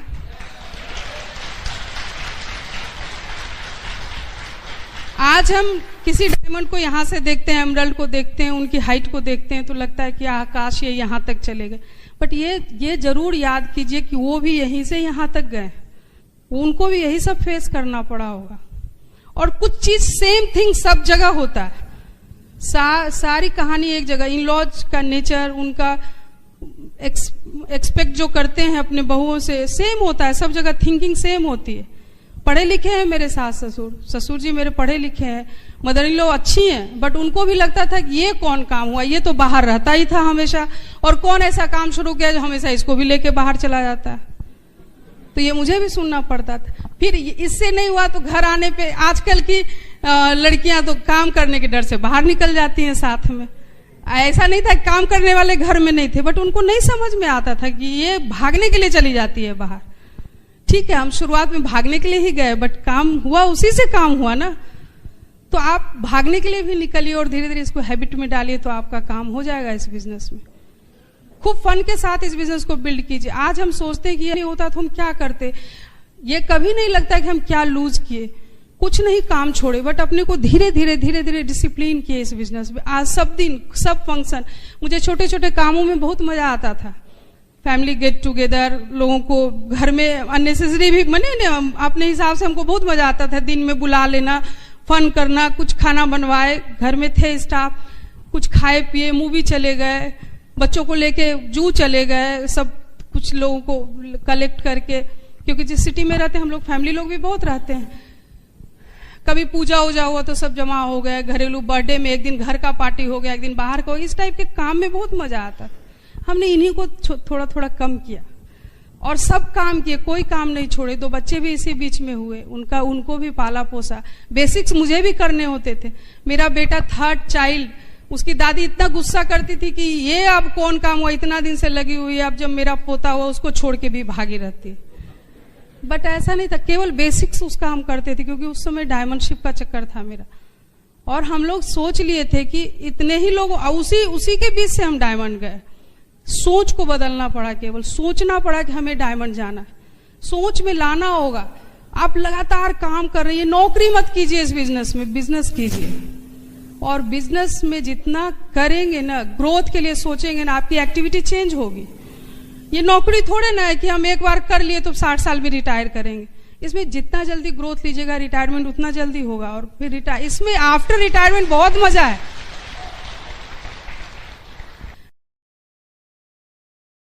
ऐसी बात नहीं मुझे चेंज नहीं करना, मुझे भी बहुत चेंज करना पड़ा।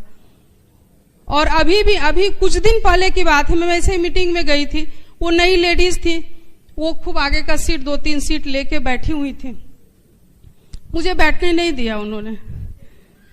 कुछ पुराने लोग ऑब्जेक्ट किए कि नहीं बैठने दो, हम इशारा किए मुझे मजा लेने दो, खड़े रहने दो।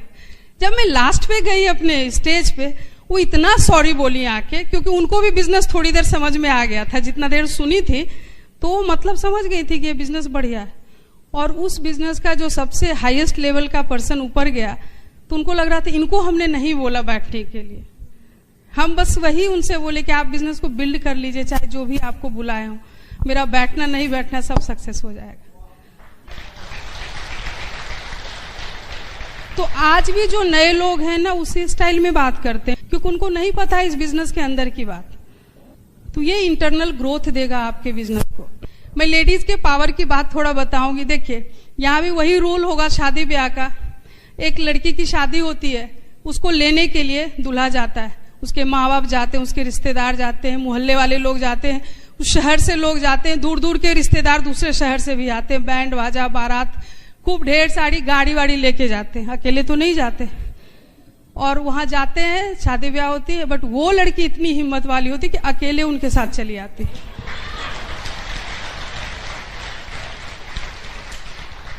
ये बहुत पते की बात है, उनके माँ बाप भी छोड़ने नहीं आते, वो सबको बोल के आते कि मैं निपट लूंगी सबसे और अच्छे से रहूंगी।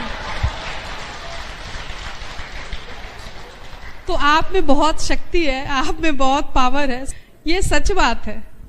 और हम नए वातावरण में नए लोगों के साथ कितने अच्छे से एडजस्ट करके अच्छा लाइफ जीते हैं। तो इस बिजनेस में भी नए लोगों के साथ अच्छे से एडजस्ट होइए, नए लोगों को खूब वार्म वेलकम कीजिए, इस बिजनेस में बाय हार्ट वेलकम कीजिए, उनसे खूब स्ट्रांग रिलेशनशिप बनाइए और खूब मजेदार बिजनेस बिल्ड कीजिए, क्योंकि ये किसी का एक का नहीं है, सबके लिए है। और पते की बात यह है कि मेरा बीता हुआ कल वहां है, पर आपका आने वाला कल यही है।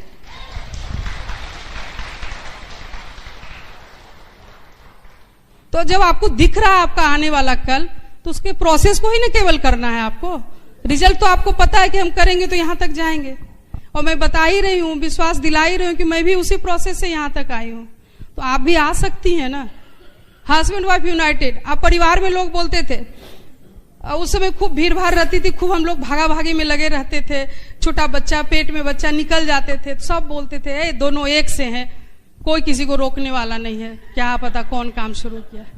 बट आज वही लोग उसी लाइन को बोलते हैं, बट बोलते दोनों एक से थे, इसीलिए इतना बड़ा बिजनेस बिल्ड किया।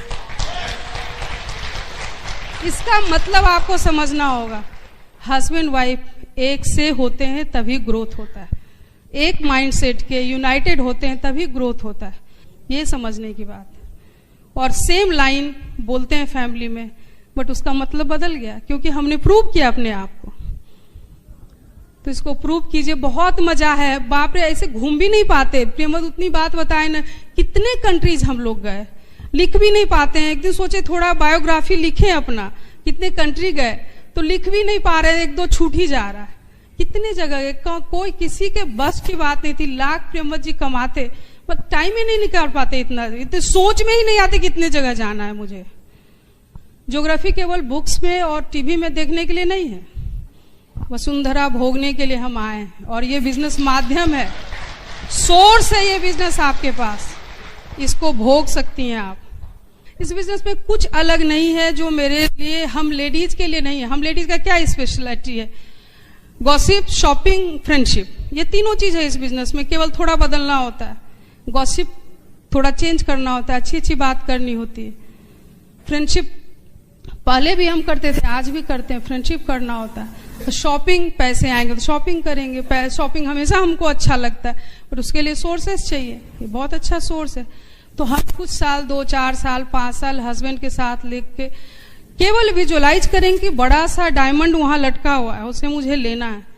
कुछ भी विघ्न बाधा आएगा, हम उसको करेंगे, तो आप कर सकती हैं, आप बहुत पावरफुल हैं। मैं यहाँ से विश्वास दिला के जा रही हूँ, और मैं आप लोग के लिए भी विश करके जाती हूँ कि आप डायमंड निकलिए और मेरे शहर में आइए, बहुत मजा आएगा, वार्म वेलकम मिलेगा वहाँ, और बहुत अच्छे अच्छे श्रोता हैं वहाँ, बड़े पिंस हैं आपको सुनने के लिए। Thank you, God bless you. क्या बात, वेरी गुड।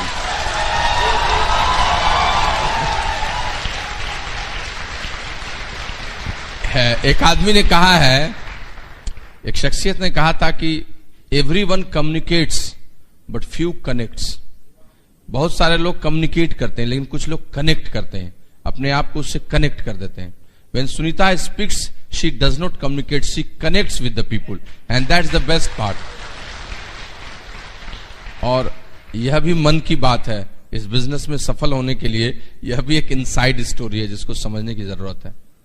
एक बार कोका कोला के सीईओ ने, रॉबर्ट वुडरॉफ ने कहा था कि कोका कोला की सफलता में कोका कोला का लिक्विड मटेरियल और वो सब जो देखते हैं, promotions and sales and marketing, वो नहीं है।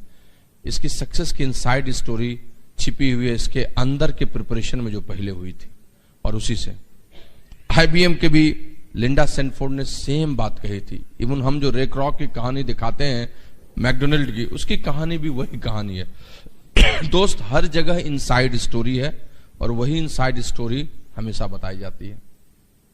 यहां पर भी इस बिजनेस में अगर आपने इन चीजों को समझ लिया तो आपका बिजनेस भी बदल जाएगा। डायमंडशिप क्या है? डायमंडशिप के बारे में लोग कहते हैं कि जिस साल किसी के 6 lakhs क्वालिफाई कर जाते हैं, 6 महीने वो डायमंड चला जाता है। लेकिन क्वालिफाई तो बाद में करते हैं, उस साल डायमंड जाने का इनसाइड जॉब वो पहले ही पूरा कर लेते हैं, अंदर की कहानी वो पहले ही पूरा कर लेते हैं।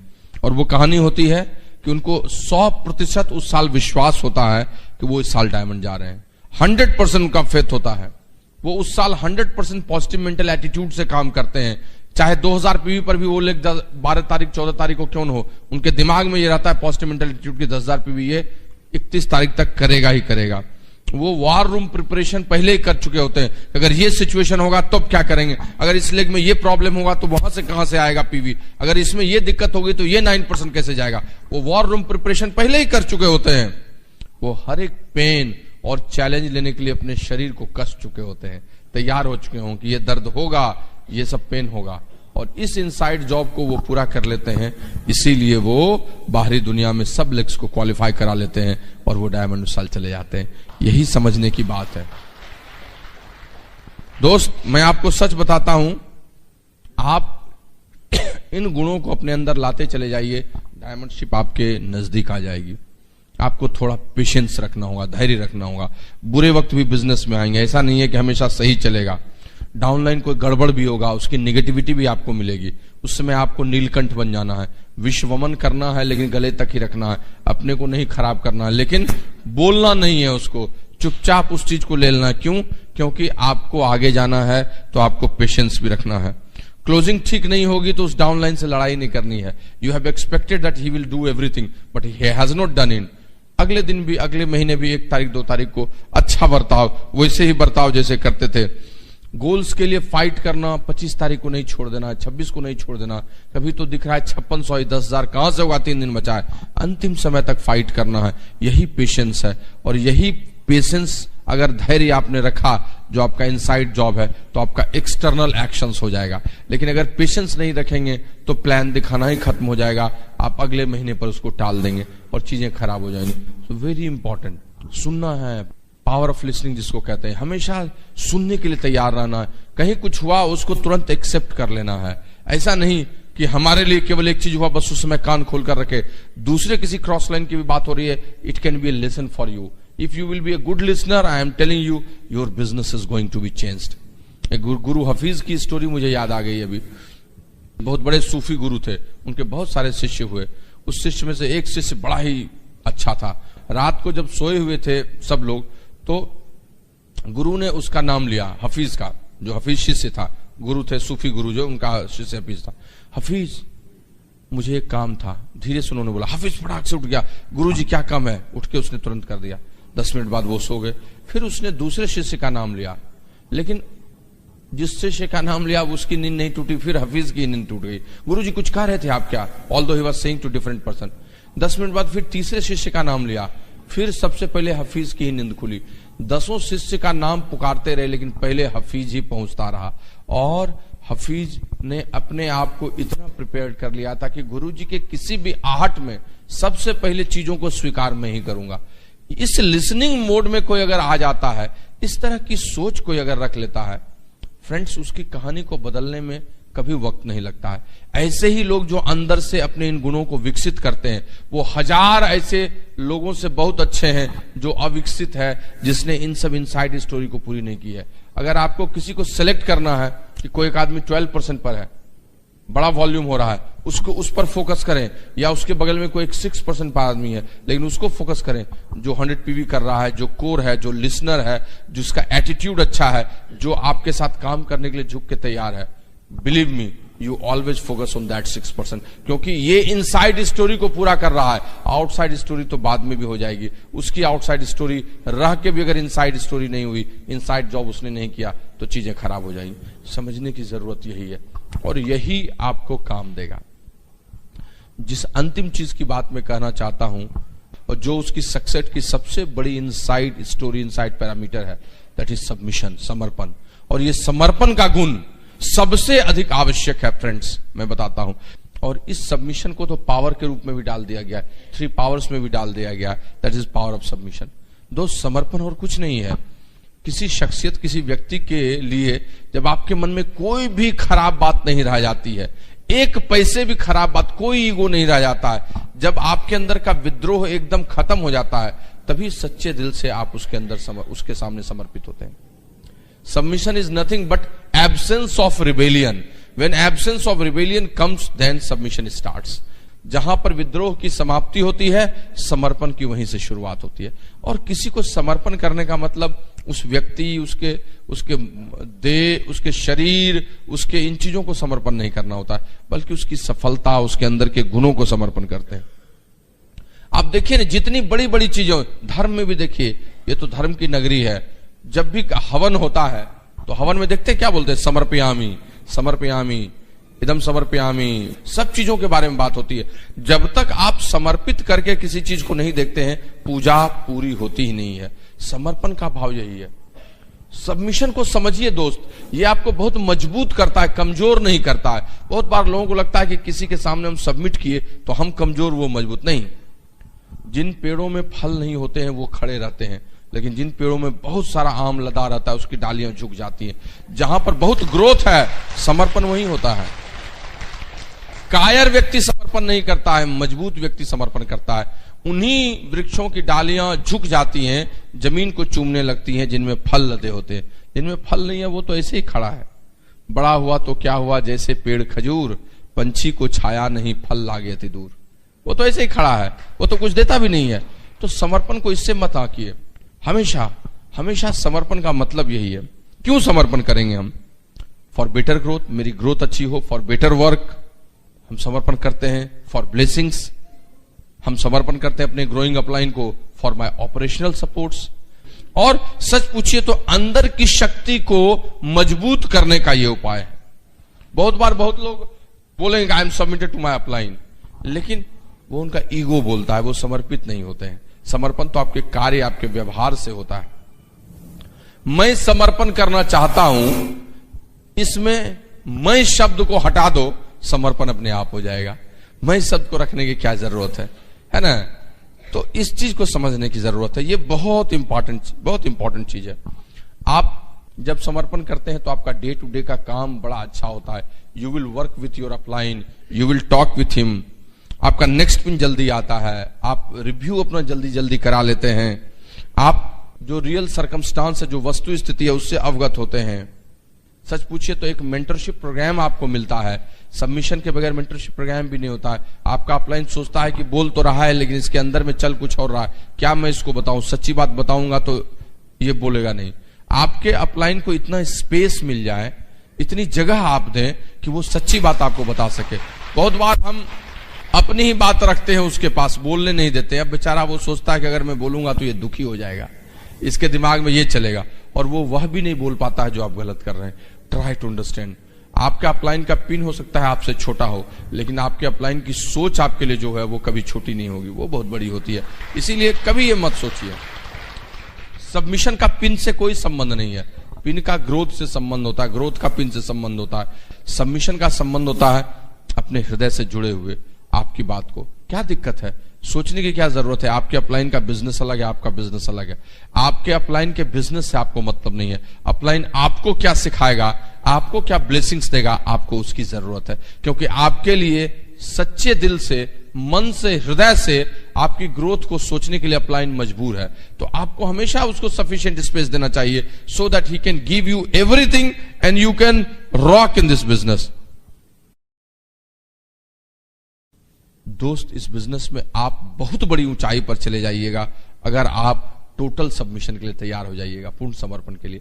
Once you go founders platinum emerald above then that, you must submit properly, totally. बहुत बार हम गलत कर देते हैं, बहुत बार यहीं पर आकर हम रुक जाते हैं, और हमको जो अच्छी बातें हैं वो समझ में नहीं आती हैं। Not even this Britt Worldwide, but also with all those persons with whom I have been building since 10 years, 8 years, 7 years, और हम उनको महत्व नहीं दे पाते हैं। और हम आपको बताते हैं आपका पूर्ण समर्पण आपके अपलाइन को इतना खुश, उत्साहित कर देगा कि आपके लिए वो कुछ भी करने के लिए तैयार होगा। जरा एक बार उनके हाथ में हाथ डालकर आप देखिए और बोलिए कि मैं सच में आगे बढ़ना चाहता हूं, मुझ में जो गलतियां हो उसको ठीक करने के लिए आप बोलिए, मैं मेहनत भी करूंगा। और देखिए आपका बिजनेस कैसे वो बदल डालेंगे, देखिए आपका बिजनेस कैसे बदल डालेंगे। भुवनेश्वर जगन्नाथ भगवान की नगरी है, जगन्नाथपुरी भी कहते हैं। 6 बार भोग लगता है, कुछ लोग भोजनपुरी भी कहते हैं। I had also taken that महाप्रसाद। इस नगरी से अच्छा समर्पण कौन सिखा सकता है? आप बताइए नहीं, इस नगरी से अच्छा समर्पण कौन सिखा सकता है? जहां पुरी में जाकर आदमी अपने आप को समर्पित करता है और अपनी मनोकामनाओं को पूरा करता है। मैं आपको एक छोटी सी स्टोरी भी बताता हूं, राधा कृष्ण की स्टोरी, जो इसी से जुड़ी हुई है, बड़ी अच्छी मुझे लगी। एक बार राधा कृष्ण, तो आप जानते हैं कि कृष्ण की सबसे प्यारी और सबसे नजदीक और जिनका नाम उनके पहले भी आता है वो राधा ही है। सारे जगहों पर राधा कृष्ण और राधा कृष्ण ही है। इतनी प्रिय थी राधा कृष्ण की। लेकिन एक बार राधा ने कृष्ण को कहा कि कृष्ण, मैं आज आपको एक सच बात बताती हूं। तो कृष्ण ने कहा, क्या राधे बोलो। तो राधा ने कहा कि आप मुझको सबसे ज्यादा प्यार नहीं करते हैं। कृष्ण ने कहा क्या बात करती हो, सबसे ज्यादा मैं तुमको ही प्यार करता हूं, तुम्हारे लिए मैंने क्या नहीं किया, कहां नहीं गया, और पूरी कहानियां कह दी। सब पीछे, सत्यभामा पीछे, रुक्मिणी पीछे, वो पीछे, सबसे आगे तो तुम ही हो। तुम्हारा नाम भी मैं सबसे पहले अपने भक्तों के बीच में लेता हूं और सबसे ज्यादा मैं तुमको प्यार करता हूं। तो राधा ने कहा कि नहीं कृष्ण, आप सबसे ज्यादा मुझको प्यार नहीं करते, आप किसी और को करते हैं। अब तो ये चौंके। तो कृष्ण ने बोला किसको करते हैं बता दो। और तब राधा ने कहा कि आप मुझसे भी ज्यादा अपनी बांसुरी को प्यार करते हैं। कृष्ण चुप हो गए, कहे अरे ये क्या बात है। फिर गंभीर हो गए, 1 मिनट मौन हो गए। और तब उन्होंने कहा कि बात तो तुम सही कहती हो, तुमसे ज्यादा मैं अपनी बांसुरी से प्यार करता हूं, लेकिन क्यों करता हूं ये नहीं पूछोगी। कहा हाँ बताइए क्यों करते हैं। कहा देखो राजा, तुम तो सजीव भी हो, तुम रोती हो, हंसती हो, मेरे साथ खुश होती हो, कभी लड़ भी जाती हो, नहीं आता उस समय पे तंग भी होती हो, कभी मेरे लिए कुछ आलोचना भी सुना देती हो। तुमने गोपियों के साथ मिलकर उद्धव वाली कहानी भी करी, निशिदिन बरसत नयन हमारे। तुम हमसे लड़ी भी हो, तंग भी की हो, प्यार कम की है तो ये भी की हो, प्यार भी की हो, ये सब की हो, लेकिन बांसुरी के बारे में जानती हो, वो सजीव भी नहीं है तुम्हारी तरह, वो निर्जीव है। उसको जब मैं उठाता हूं तभी उठती है, जब मैं ओठों से लगाता हूं तभी लगती है, जब रख देता हूं तो कुछ नहीं बोलती है, जब उसको बजाता हूं तभी बजती है। जब मैं करता हूं तभी उसके साथ वो होता है। उसका पूर्ण समर्पण मेरे साथ है, तो सबसे ज्यादा प्यार भी तो मैं उसी को करूंगा। और दोस्त, राधा चुप हो गई। दोस्त सच यही बात है, इस बिजनेस में सारी कहानी करते हैं, लेकिन कोई एक ठीक अच्छा मेंटरशिप प्रोग्राम ले लेते हैं, एक ग्रोइंग अपलाइन है, BWW है। अगर मन से आप समर्पण करके इन सबों के कॉम्बिनेशन के साथ काम करते हैं तो आपसे बड़ा बिजनेस कोई नहीं कर सकता। BWW, आपकी अपलाइन, सब आपके लिए इतना प्यार करेगी, इतना प्यार करेगी कि आपको पता नहीं चलेगा, आपको गोद में उठाए रखेगी और आपके बिजनेस को एक दिन बहुत बड़ा करने में सहायक होगी। भुवनेश्वर और उड़ीसा इतना अच्छा राज्य है, इतना अच्छा शहर है कि मैं कह नहीं सकता। समर्पण की नगरी, सुंदर नगरी, जगन्नाथ की नगरी, इस नगरी में जो लोग हैं उनके अंदर का जो भाव है वह भी तो वही वैसा ही रहेगा जैसा और जगह रहता है। और इससे अच्छा बिजनेस और कहीं नहीं हो सकता, मैं बता सकता हूं। जितनी टॉप लीडरशिप यहां बैठी हुई है, राखाल अनमिता मोहंती, तापस पांडा, फाउंडर सैमरल, अंजू जैन है, हमारे संजय भाई जो थे, दीपक हैं, बहुत सारे लोग हैं जिनको मैं पहले जानता हूं, स्वरूप इज हियर, दिलीप मिश्रा से मैं मिला हूं। टॉप लीडरशिप यहां पर है और ये टॉप लीडरशिप यहां कमिटेड है आपके साथ मिलकर काम करने के लिए। आपके इस समर्पण की नगरी में एक ही चीज कह सकता हूं कि आपसे अच्छा कोई बिजनेस नहीं करेगा। और मैं यहां से आपको अपनी शुभकामनाएं देता हूं, अपनी एक नई कविता के ही माध्यम से, जो मैंने 1 जनवरी को लिखी थी अपने ग्रुप के लिए, लेकिन आपके लिए भी मैं वो यहां बोलता हूं। और वो है कि श्रेष्ठतम सोच, श्रेष्ठतम कर्म, तुम्हारी पुलकित हो मुस्कान। ईश्वर करे इस साल आपकी सोच सबसे अच्छी हो, ईश्वर करे इस साल आपका काम, एक्शंस, 4 बेसिक सबसे ज्यादा बढ़िया हो, ईश्वर आपके ओठों पे हमेशा मुस्कान रखें।